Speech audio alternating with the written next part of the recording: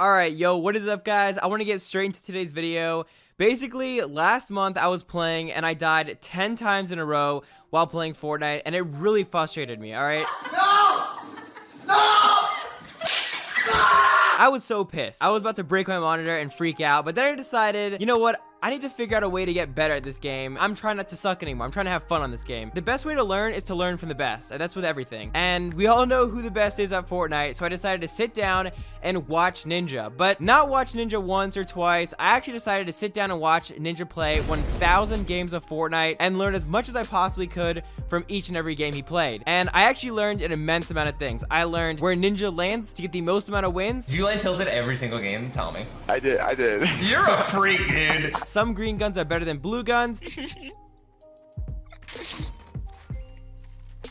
I found out all kinds of advice Ninja's been dropping while he plays the game. Constantly gives tips to his viewers, and since I've been watching a bunch, I've been getting all those tips, so I'll compile it all into one video. So once you guys finish watching this video, you'll know all the tips and you'll never play Fortnite the same way again.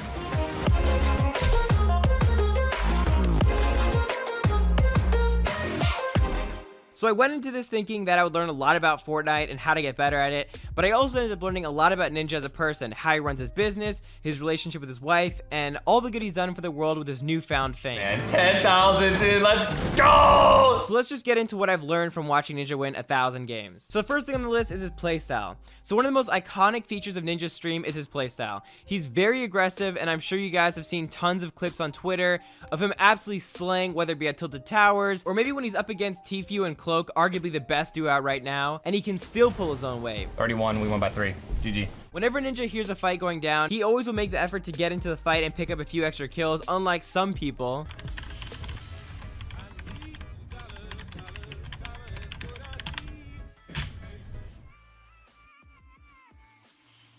Oh my god, sorry.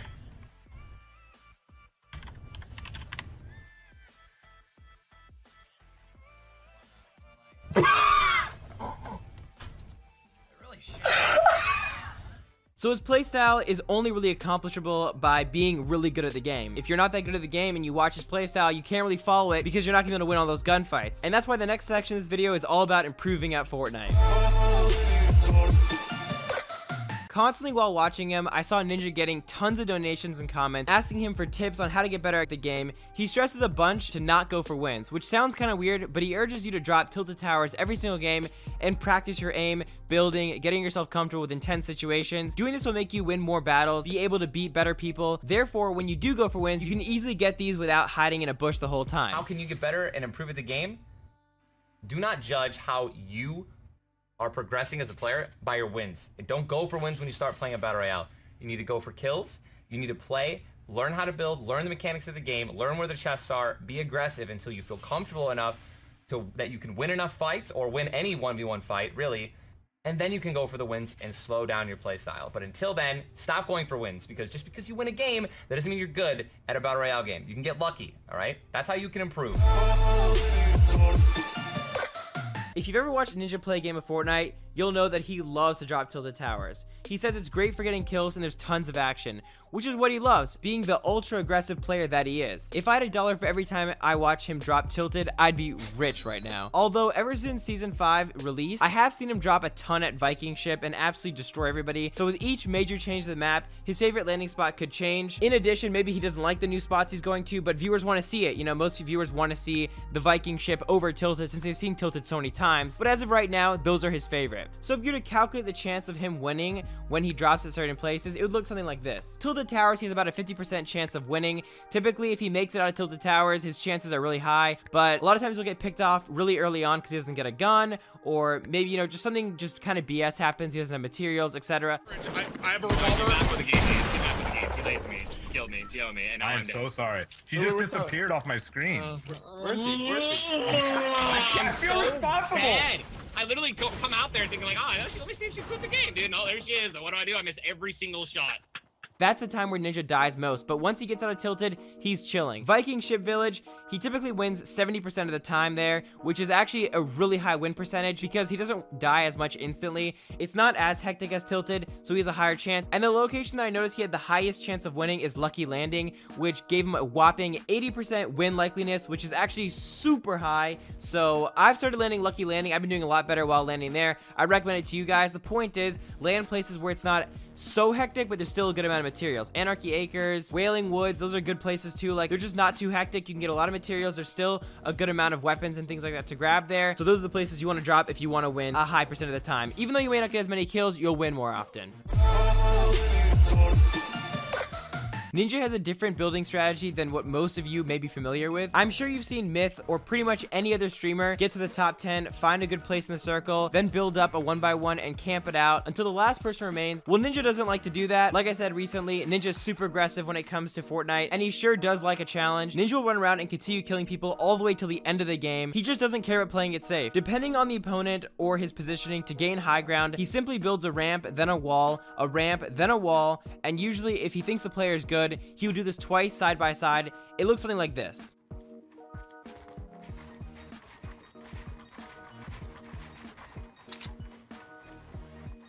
If Ninja ends up not getting the high ground, he quickly gets out of the situation by building a floor under him, then going out to the side and quickly building up. Here are a few build battles that I think demonstrate this perfectly.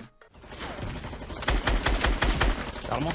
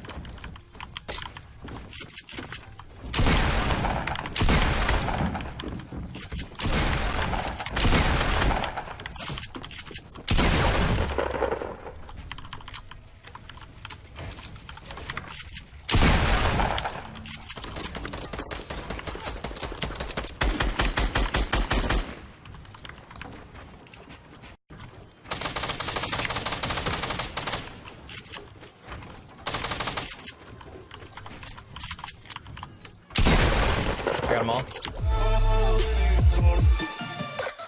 So when it comes to Ninja's preferred loadout, it varies depending on what gun he ends up getting in each game, but what we do know about the topic are the guns that he loves to use. Ninja has a select gun in each category that he usually tends to run with if he happens to come across them. For snipers, you'll usually see him running a hunting rifle. The reason he loves this weapon so much is because it's different. He says it's easier to use, better for close range, still pretty good at long range, and the no scopes are much more accurate on that weapon. In addition, you still have the wide view when aiming down sights, unlike the scope sniper rifles, which give you more of a narrow view. This allows you to focus on other enemies that are in the game so that you're not tunnel visioned on one guy. You can see if someone else pops up from another fort, and then you can, pop down or choose to shoot them instead, etc. Just allows you to have more information on where everyone's positioned in the map when aiming down sights. For ARs, Ninja loves using the burst weapons. Usually he'll be rocking a gold or purple burst, but if he does come across a gold scar, I've seen him pick it up in place of the blue or purple burst. I guess it just depends on his mood and what he's feeling. The bursts are just far better at long distance, but maybe Ninja's feeling more like, medium distance gunfights, and in that case use the gold scar. So I haven't really found a consistent answer for that one. It just varies. For shotguns, you will almost always see him running a pump or a heavy shotgun, but this does vary on the rest of his loadout. If he doesn't have an SMG to switch to after shooting the shotgun, he will usually run a tactical shotgun instead, but if he does,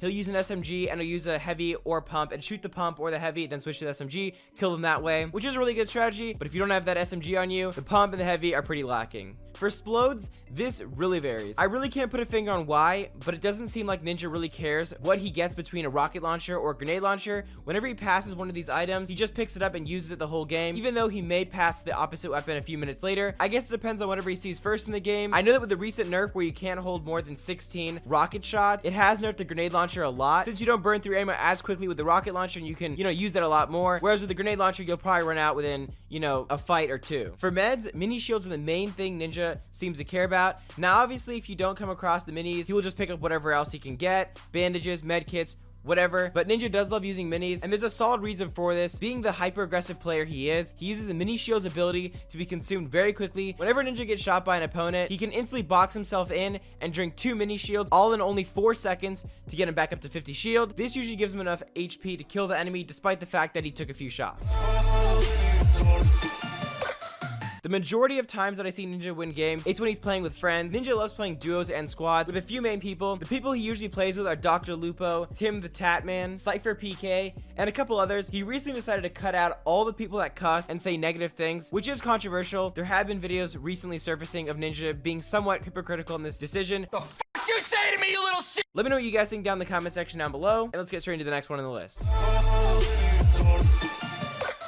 For those of you that don't play PC, you might not realize how important keybinds are when it comes to building. Keybinds can drastically change the way you play the game, how you build, switching weapons, etc. Hence why Ninja uses these. Ninja has set his keybinds to a way that works for him and doesn't show them to his stream. There's a good reason for this, as he believes that people should play with what they're comfortable with and not just copy any pro player in the community. We do have some insight. In February, when Ninja was just beginning to gain a lot of traction on Fortnite, he did show us his mouse keybinds. This button is my push to talk / my push to mute for Discord. This one's my ramp. This one's my wall. Ramp, wall, ramp, wall, ramp, wall.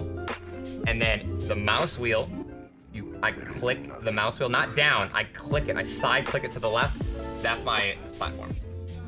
Now, although he didn't show his keyboard at all, there's still a lot to be said about how he programs his mouse buttons. All of his building functions are on his mouse and are easily accessible. I'm kind of with Ninja on this topic and believe you should just use whatever you're comfortable with, as something Ninja may use may not work the best for everyone. So in this video, I also want to cover some of the things I've learned about his gaming history. Ninja was extremely into and good at Halo. He created his YouTube channel back in 2011 to promote his Halo gameplay. And as soon as he started playing professionally, he was traveling all over the world while his revenue started to rack up. He was earning about $100 a day from streaming at Twitch alone in 2012. Around this time, he dropped out of college to pursue this full time. He was winning events left and right. He was becoming very known in the community. He switched over to H1Z1 and grew his fan base even more. Not long after this, PUBG was released. He played for a bit, then hopped onto the Fortnite train, and the rest is history, as you guys know.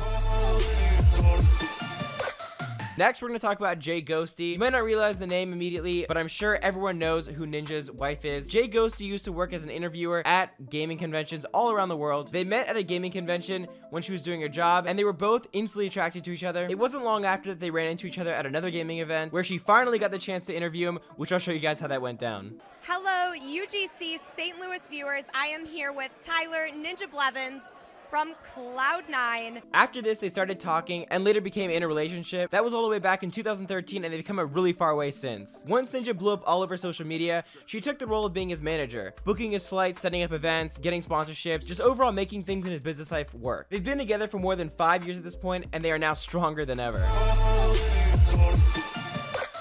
Next on our list is charity, and Ninja has raised hundreds of thousands of dollars for suicide prevention and the St. Jude's Foundation. He usually gets together with a bunch of streamers, and they all do a big charity event where all the donations the streamers get go directly to the charity they choose. He has raised over $250,000 in a single stream before, and even went as far as to get 2 tattoos in order to help raise money. Mr. Beast played a huge part in this, donating over $50,000 in a single event and over $80,000 including other charity events Ninja's hosted. I'll show you guys a clip of how that went down. The reactions are absolutely priceless, and the videos went super viral as a result of it. Mr. Beast just donated $5,000. $10,011.10 for Mr. Beast. Mr. Beast donates $1,000. Another $250. $1,000 from Beast. Beast donated another $250. 10K. 10,000, dude. Let's go. Hopefully this is something we start seeing from people at the top who have so much influence like Ninja. But anyway, that's the video. I hope you guys enjoyed. Be sure to go down and drop that like button if you guys did enjoy. Subscribe to the channel if you guys are brand new. We're nearing on 2 million subscribers. And it's Mixility. Catch you guys next time. I'm out. Peace.